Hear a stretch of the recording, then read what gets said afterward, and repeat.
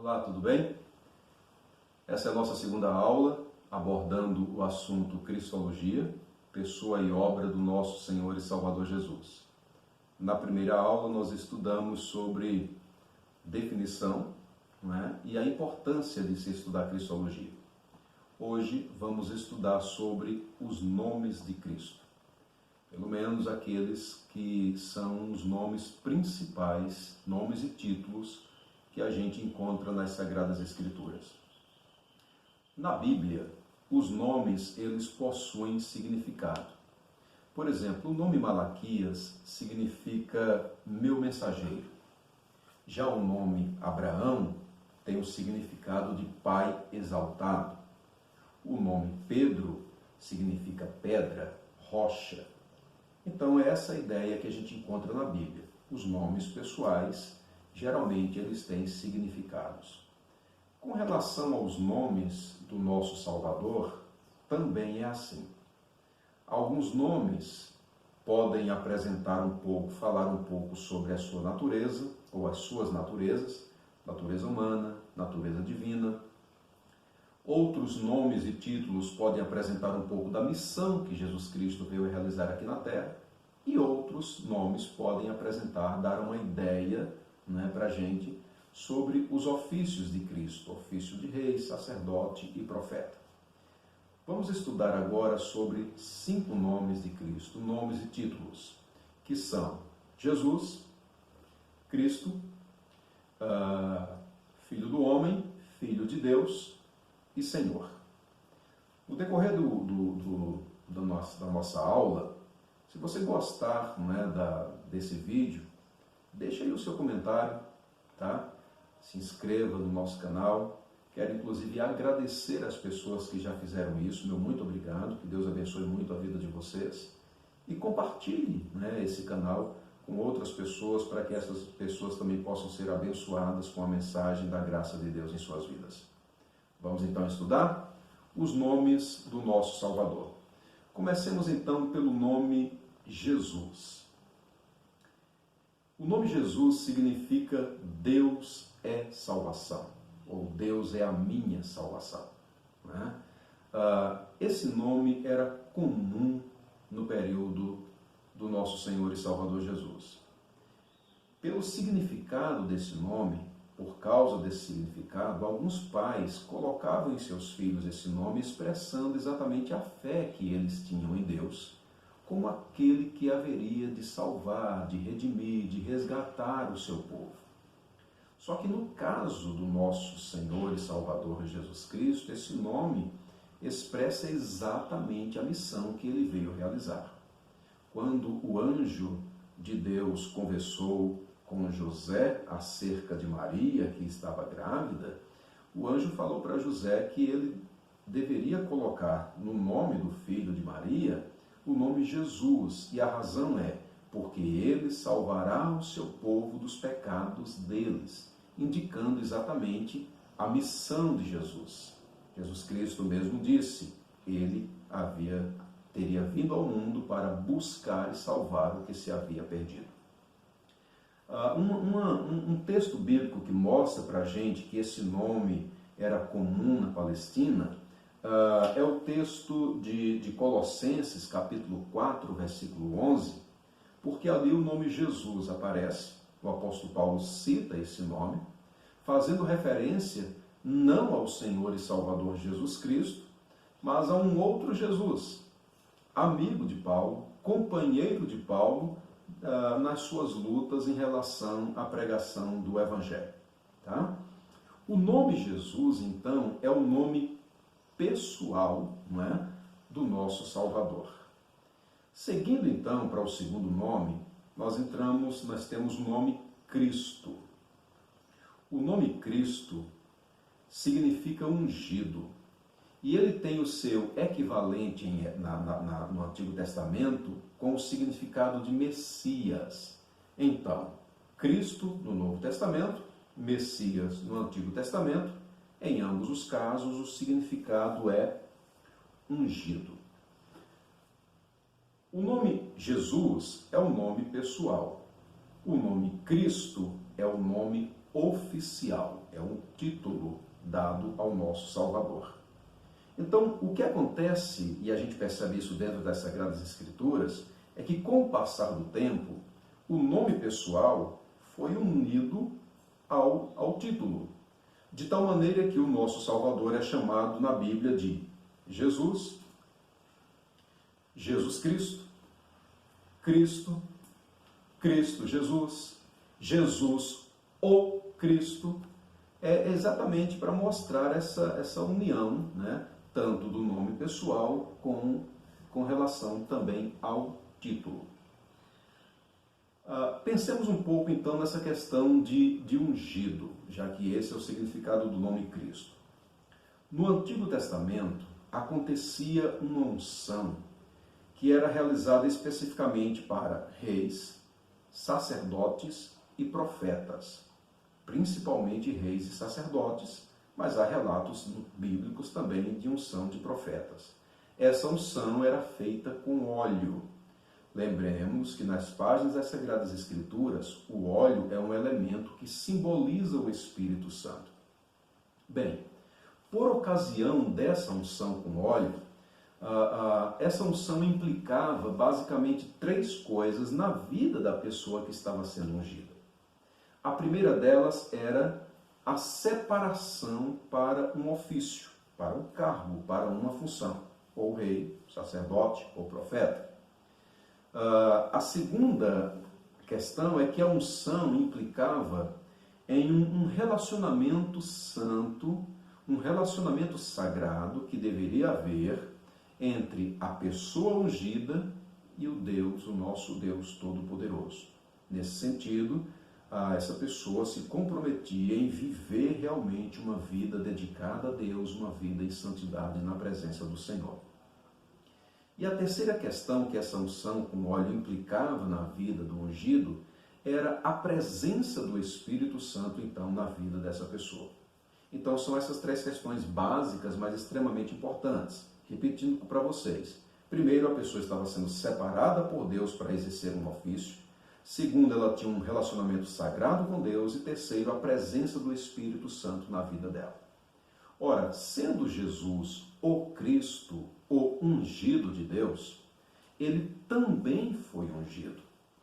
Só que de maneira diferente da unção que acontecia no Antigo Testamento, que era uma unção com óleo, no caso do nosso Senhor e Salvador Jesus, ele foi ungido com o próprio Espírito Santo.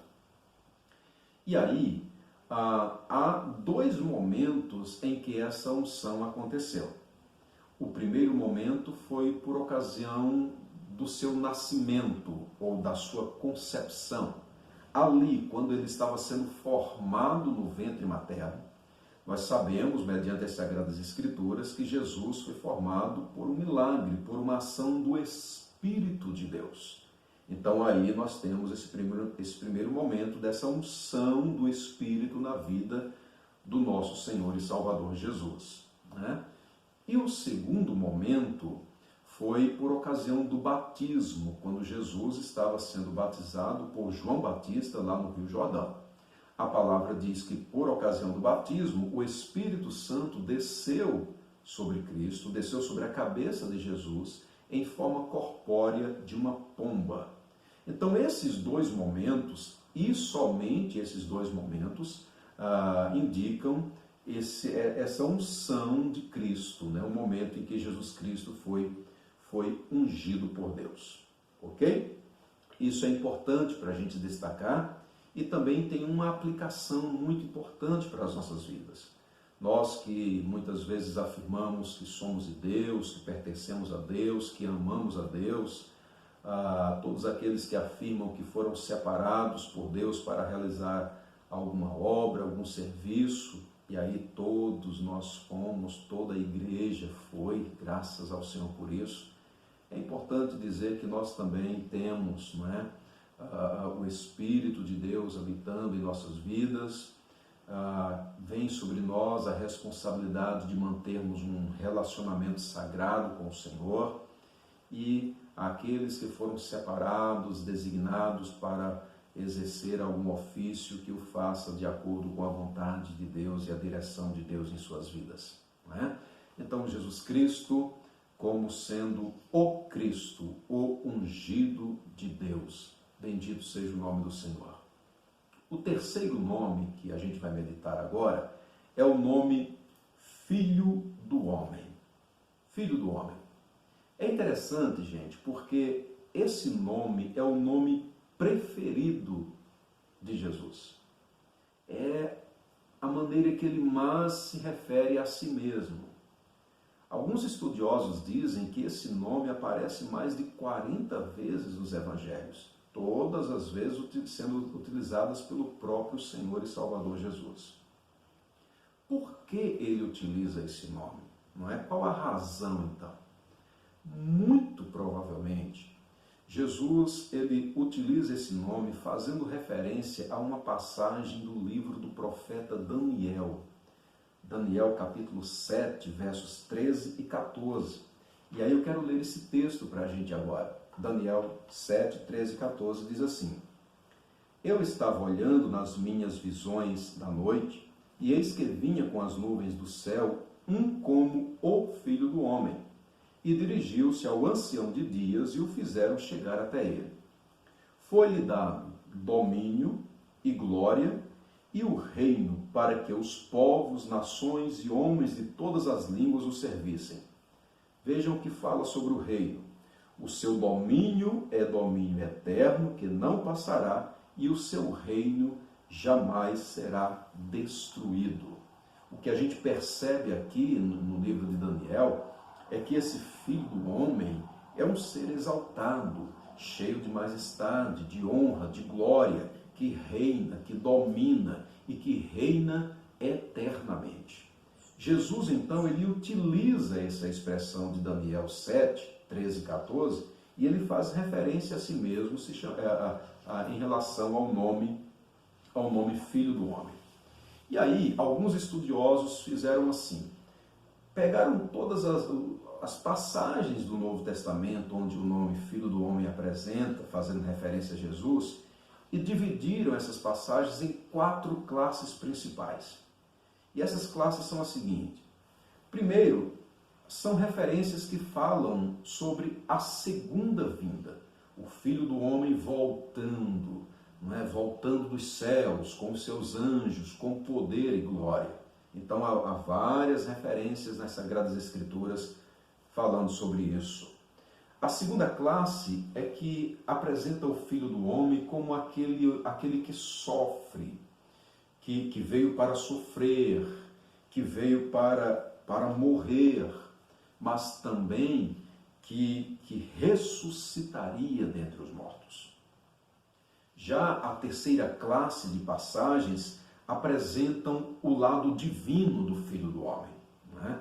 Aquele que tem anjos. O Filho do Homem virá sobre as nuvens dos céus com os seus anjos, e quem tem anjos, quem possui anjos é Deus. Então apresenta esse lado divino do Filho do Homem. E a quarta classe de passagem já mostra o lado humano do Filho do Homem. Tá? E aí, são vários e vários textos, e eu me comprometo com você a deixar na descrição do vídeo algumas referências bíblicas focando essas 4 classes de passagens aí, para que caso você queira, possa depois meditar e aprofundar um pouco mais no conhecimento sobre esse assunto. Mas por hora, eu quero fazer a leitura pelo menos de 2 textos sagrados. O primeiro deles está em Mateus, e os 2 textos realmente estão em Mateus. O primeiro é Mateus 17, e ele fala assim, verso 22 e 23. Reunidos eles na Galileia, disse-lhes Jesus: O Filho do Homem está para ser entregue nas mãos dos homens. Estes o matarão, mas ao terceiro dia ressuscitará. Então os discípulos se entristeceram grandemente. Essa passagem está falando daquela classe de passagens que mostra o Filho do Homem como aquele que sofre, como aquele que veio para sofrer, veio para morrer, mas que ao terceiro dia ressuscitaria. Mostra também, claro, a humanidade de Cristo, porque fala sobre sofrimento e morte. Não é? Um outro texto agora é Mateus 16, versos 27 e 28, o texto sagrado diz assim: porque o Filho do Homem há de vir na glória de seu Pai com os seus anjos, e então retribuirá a cada um conforme as suas obras. Então, lendo apenas o verso 27, o texto então está mostrando para a gente o Filho do Homem que há de vir. Fala então, é uma passagem que fala sobre a sua segunda vinda. Revela também a divindade, porque diz assim, ele virá com os seus anjos. E revela o seu domínio, o seu poder, a sua autoridade, porque é alguém que virá para julgar todos os feitos humanos. Tá? Então são várias passagens que a gente tem fazendo referência ao nome Filho do Homem. Vamos seguir então um pouco mais na nossa aula, falando agora sobre o nome Filho de Deus. Essa expressão, muito utilizada também nas Sagradas Escrituras, fazendo referência ao Senhor Jesus, ela pode ser aplicada ou demonstrada basicamente de duas formas. Primeiro, o nome Filho de Deus fazendo referência ao seu nascimento humano, né? A sua natureza humana. Ele é filho de Deus porque ele não tem pai humano. Isso mostra, então, uma doutrina chamada o nascimento virginal do nosso Senhor e Salvador Jesus. Depois a gente vai ter uma aula tratando detalhadamente mais sobre esse assunto, mas é importante mostrar porque o próprio nome Filho de Deus já fala um pouco sobre essa natureza, a natureza humana de Cristo, no sentido de que ele nasceu de Deus. E sobre o nascimento virginal é importante porque esse assunto, é base da vida cristã, é base da fé cristã.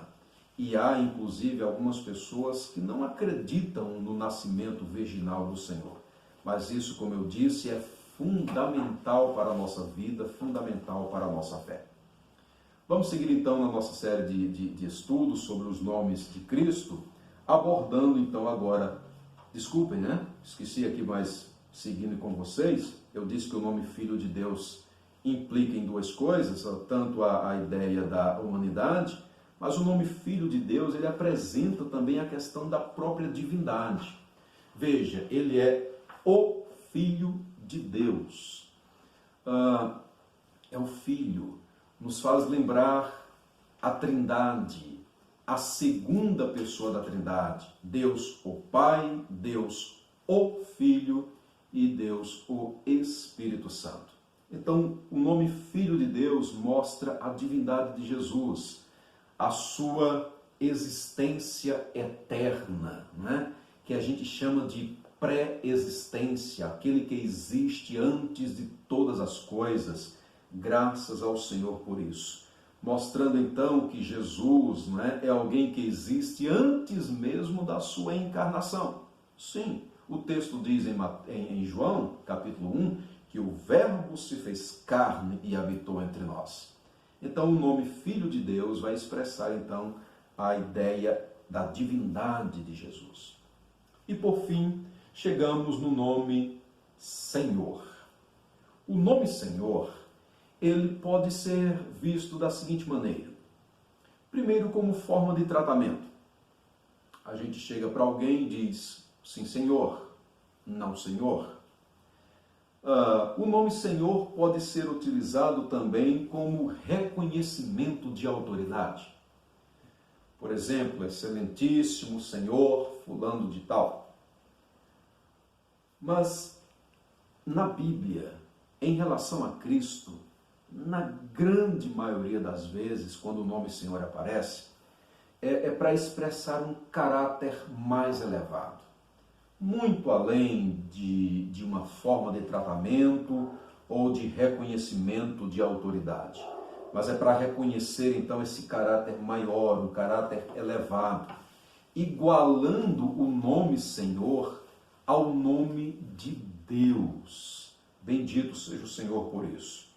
Nesse sentido, o nome Senhor indica também a divindade do nosso Senhor e Salvador Jesus. E aí eu quero ler com vocês, para vocês, um outro texto, que é Filipenses capítulo 2. Nesse texto, o apóstolo Paulo está falando sobre o Senhor e Salvador Jesus Cristo.